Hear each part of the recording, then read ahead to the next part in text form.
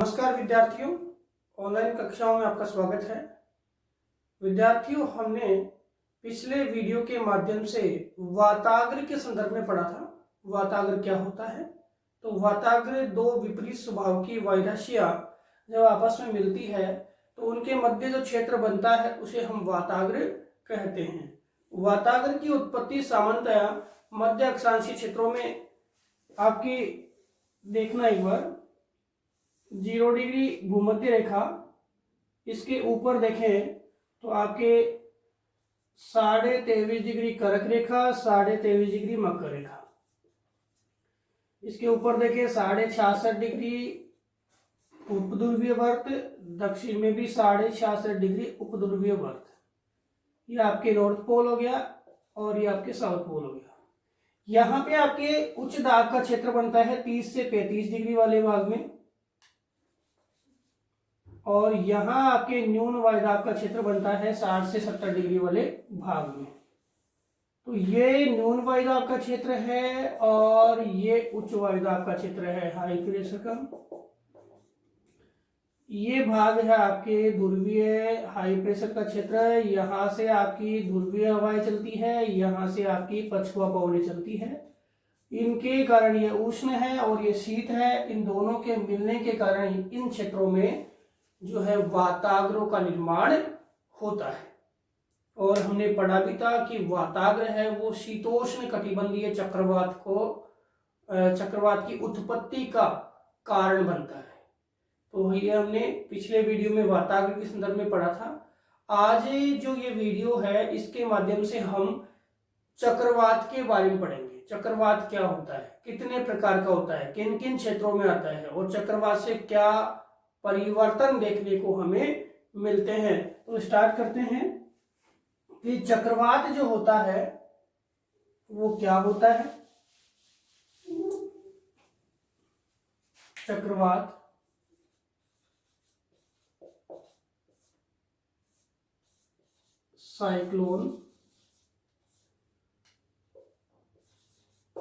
Cyclones या चक्रवात क्या होता है। देखो, चक्रवात होता है जब किसी भी क्षेत्र में जो केंद्र है, केंद्र में वायु दाब क्या हो, निम्न हो।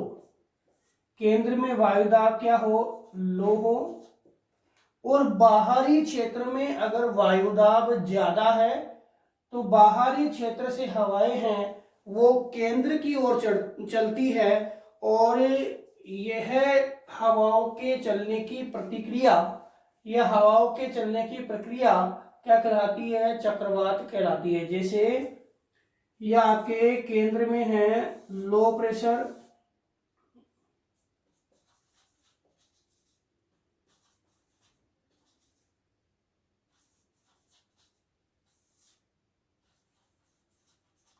केंद्र में तो क्या है, लो प्रेशर है, और बाहर क्या है, हाई प्रेशर है, और हवाएं है वो हाई प्रेशर से लो प्रेशर की ओर चला करती है। इसे हम क्या बोलते हैं, चक्रवात बोलते हैं। और चक्रवात है तो इसमें हवाएं इन समदाब रेखाओं के अनुसार देखें तो ये चक्राकार रूप में क्या है, हवाएं चलती है। वर्ताकार बोल दो, चक्राकार बोल दो, इस रूप में क्या है, हवाएं चलती है, बाहर से अंदर की ओर आती है। और यह हवाएं है वो इन क्षेत्रों में काफी कुछ मौसमिक परिवर्तनों को क्या करती है, गठित करती है, और यही क्रिया क्या कहलाएगी, चक्रवात कहलाती है। तो समझ में आ गया होगा कि जब हवाएं केंद्र में जब वायुदाब निम्न हो और बाहरी क्षेत्रों में जब वायुदाब उच्च हो तो इस उच्च वायुदाब से निम्न वायुदाब की ओर हवाएं हैं वो चक्राकार रूप में या वर्ताकार रूप में क्या है, चला करती है, और यह इस स्थान में मौसमी घटनाओं में परिवर्तन करती है, और यही क्या होता है, चक्रवात होता है। अब आपके चक्रवात के बारे में आया था कि चक्रवात जो चलता है उसमें चक्रवात की दिशा उत्तरी गोलार्ध में और दक्षिणी गोलार्ध में दोनों में अलग अलग होती है। उत्तरी गोलार्ध में भी अलग होती है और दक्षिणी गोलार्ध में भी क्या होती है, अलग होती है। ये मैंने पहले के वीडियो में बताया है कि उत्तरी गोलार्ध में अगर चक्रवात चल रहा है तो इसकी जो दिशा है वो घड़ी की सुई के विपरीत होगी, यानी एंटी क्लॉकवाइज होगी। क्या होगी? एंटी क्लॉकवाइज होगी। घड़ी की सुई के विपरीत हवाएं क्या है इसमें प्रवेश करेगी। अगर अगर दक्षिणी गोलार्ध में अगर चक्रवात है तो ये हवाएं आपकी घड़ी की सुई के क्या होगी? अनुरूप होगी। क्या होगी?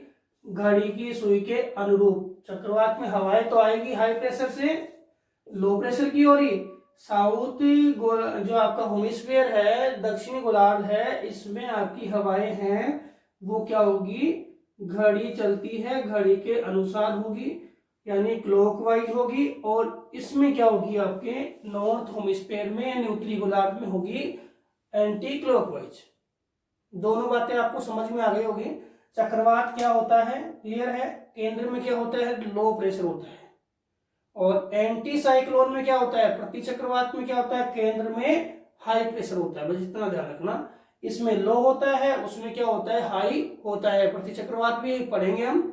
इसमें क्या होता है? लो प्रेशर होता है, उसमें क्या होता है? हाई प्रेशर होता है। अब आपके चक्रवात समझ में आ गया। हवाएं चलेगी कहां से? बाहर से केंद्र की ओर। अब चक्रवात को कितने भागों में विभाजित किया गया है? चक्रवात को कितने भागों में विभाजित किया गया है? तो सबसे पहले बात आती है, जो हमारा चक्रवात है उसको दो भागों में, कितने भागों में? दो भागों में विभाजित किया गया है। पहला है शीतोष्ण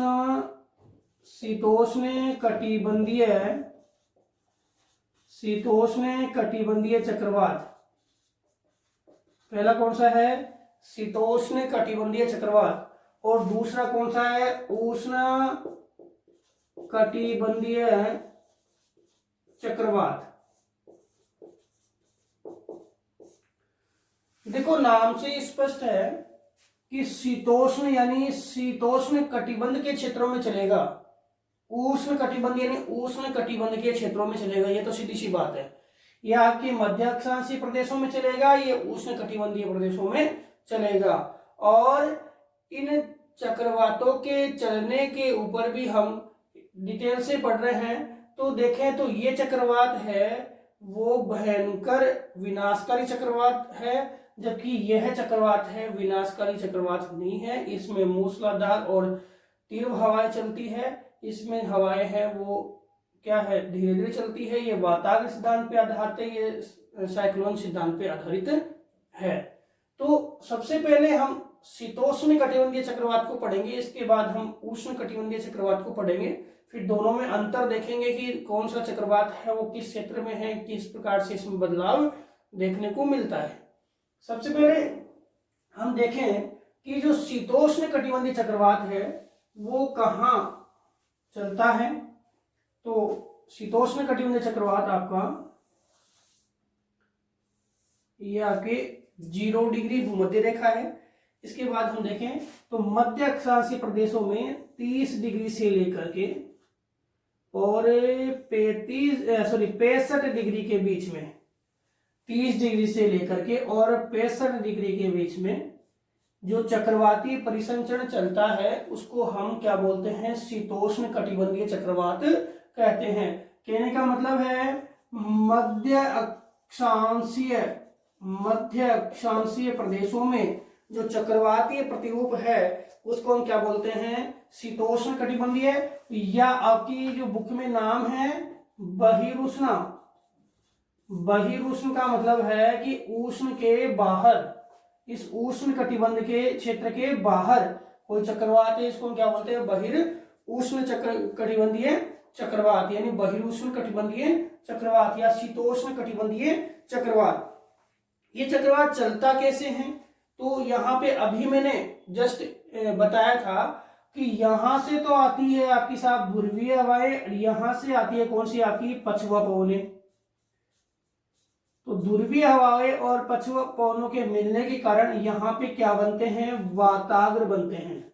क्या बनते हैं? वाताग्र। और वाताग्र हमने समझा था। तो वाताग्र जनन सिद्धांत पर आधारित है ये चक्रवात।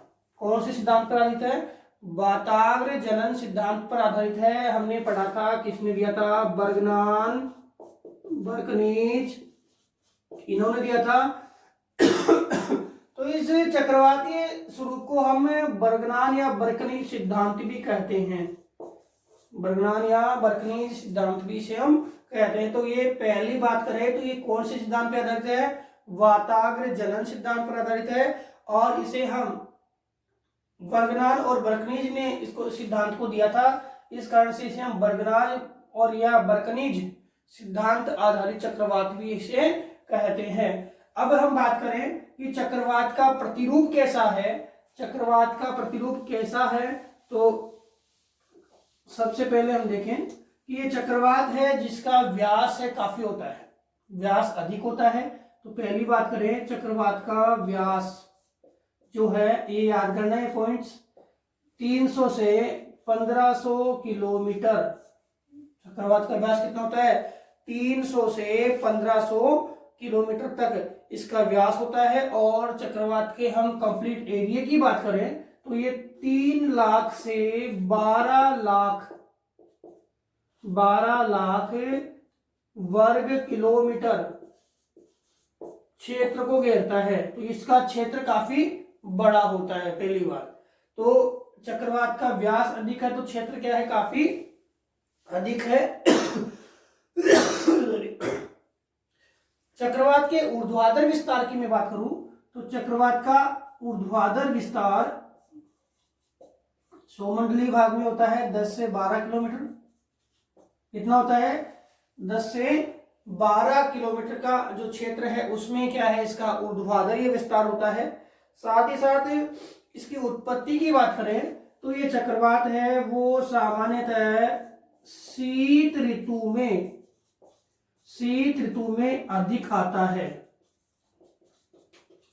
ये बात विशेषता ध्यान रखना, शीत ऋतु में अधिक आता है। और जो भूमध्य सागरीय जलवायु क्षेत्र है, भूमध्य सागरीय क्षेत्र है, ये तो भाई और क्षेत्रों में है, जैसे आपके उत्तरी ध्रुवीय प्रदेश है, ठीक है, यहाँ पे तो ये और यानी ग्रीष्म ऋतु में भी आ जाता है, लेकिन शीत ऋतु में इसकी अधिकता ज्यादा मानी गई है। लेकिन आप भूमध्य सागरीय प्रदेश की बात करो तो ये यहाँ पे कौन सी ऋतु में आता है? शीत ऋतु में ही आता है। भूमध्य सागरीय प्रदेश की बात करो तो कौन सी ऋतु में आएगा? शीत ऋतु में आएगा, ठीक है। लेकिन और प्रदेशों में जैसे ध्रुवीय प्रदेश है वहां पे यह जो चक्रवात है वो दूसरी ऋतु में भी आ जाता है, क्योंकि वहां पे जो टेम्परेचर है वो लो होता है, इस कारण से और दूसरी ऋतु में आ जाएगा। लेकिन भूमध्य सागरीय जो जलवायु प्रदेश है वहां पे केवल किस में आएगा? ये शीत ऋतु में ही आएगा। और दूसरी बात, ये चक्रवात है उष्ण कटिबंधीय चक्रवात केवल जल में ही चलता है। ये और ध्यान रखना, हम पढ़ेंगे अंतर में, उष्ण कटिबंधीय चक्रवात को भी पढ़ेंगे। तो उष्ण कटिबंधीय चक्रवात है वो आपका जल में ही चलता है, लेकिन ये शीतोष्ण कटिबंधीय चक्रवात जल व स्थल दोनों में चलता है। जल व स्थल दोनों में चलता है, फिर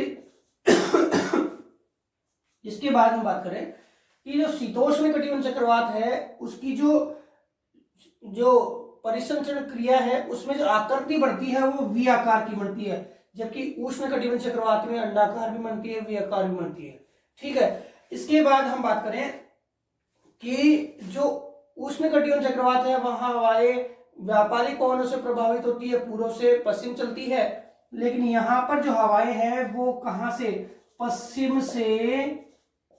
पश्चिम से पूरब की ओर चलेगी। हवाएं ध्यान रखना, पश्चिम से किधर चलेगी? पूरब की ओर। पछुआ पवन से क्या होती है? प्रभावित होती है। और यहाँ पे जो वर्षा होती है, वर्षा है वो धीरे धीरे होती है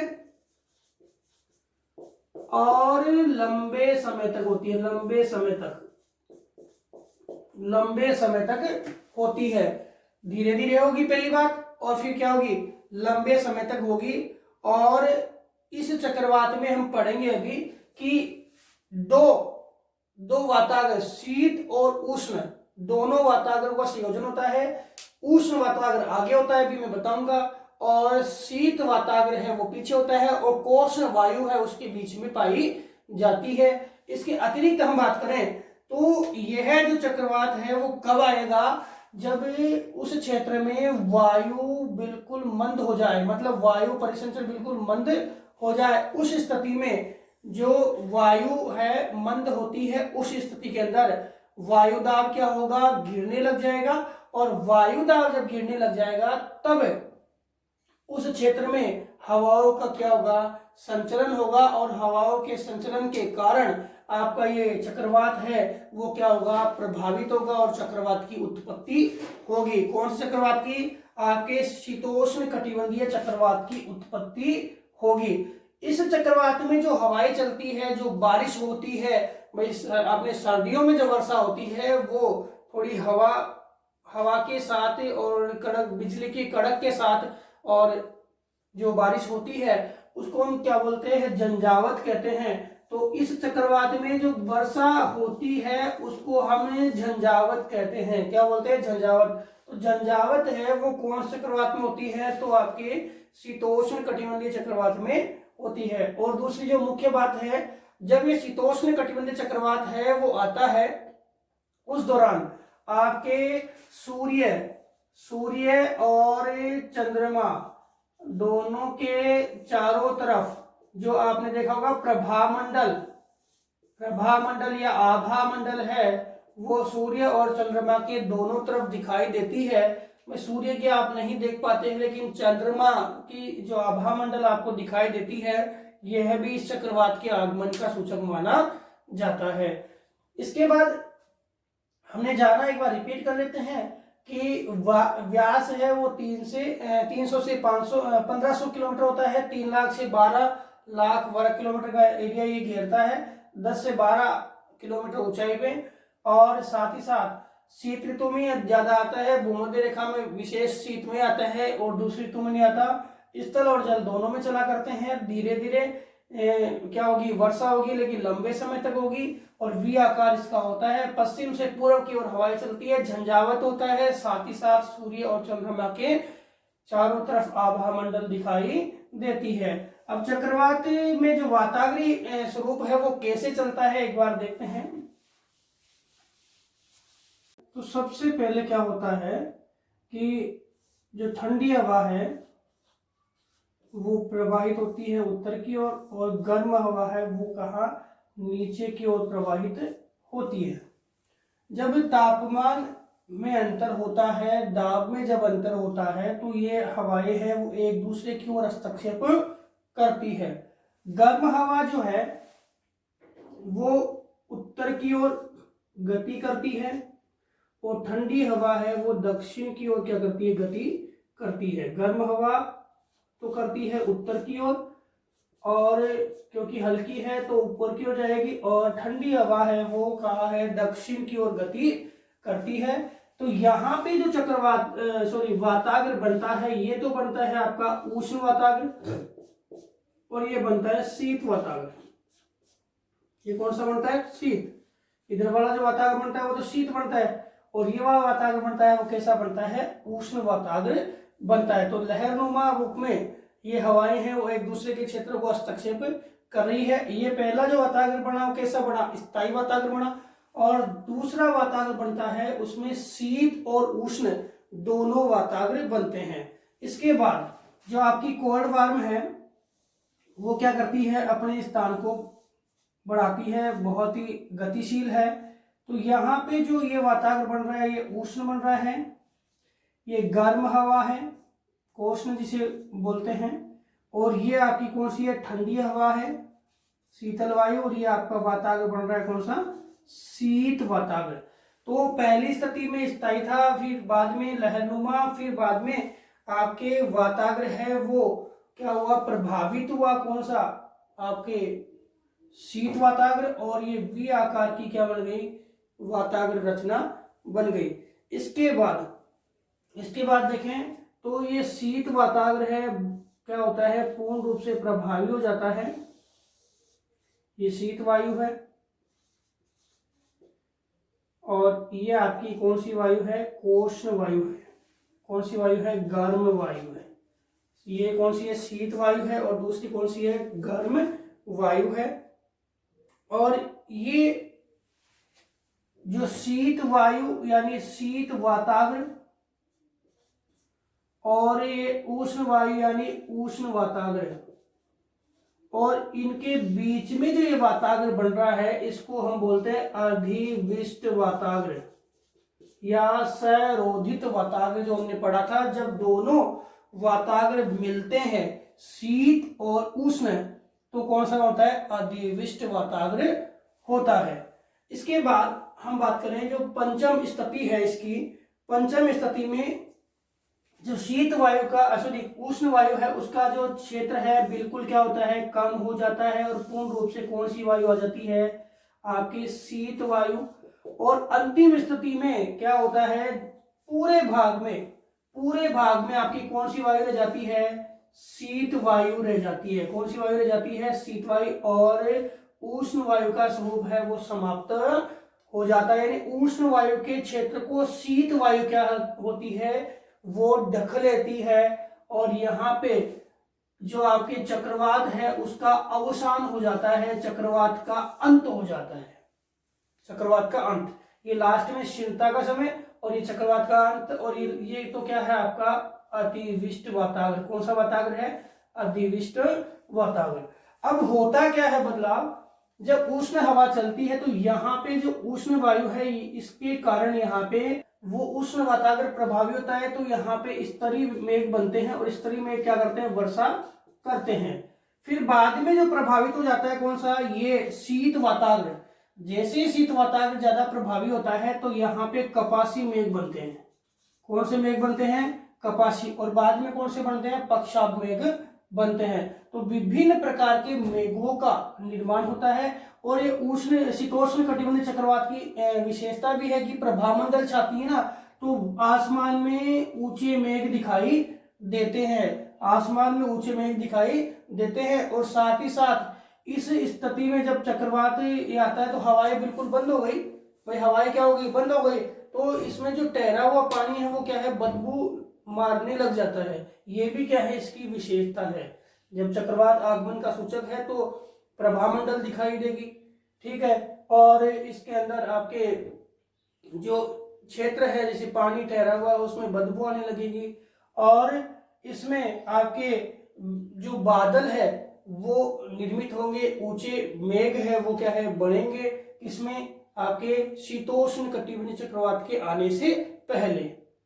तो विद्यार्थियों हमने जाना कि शीतोष्ण कटिबंधीय चक्रवात है वो कौन से सिद्धांत पर आधारित है, वाताग्र जनन सिद्धांत पर आधारित है, वाताग्र जनन सिद्धांत पर आधारित है। और इसमें जो स्थायी वाताग्र हवाएं देखो उत्तरी गोलार्ध में पश्चिम से पूर्व चलती है, पश्चिम से पूर्व चलती है, ये उत्तरी आपकी स्थायी वातावरण से होता है और लास्ट में स्थायी वातावरण पर समाप्त हो जाता है। तो विद्यार्थियों अगले वीडियो के माध्यम से हम उष्ण कटिबंधीय चक्रवात के बारे में पढ़ेंगे। धन्यवाद।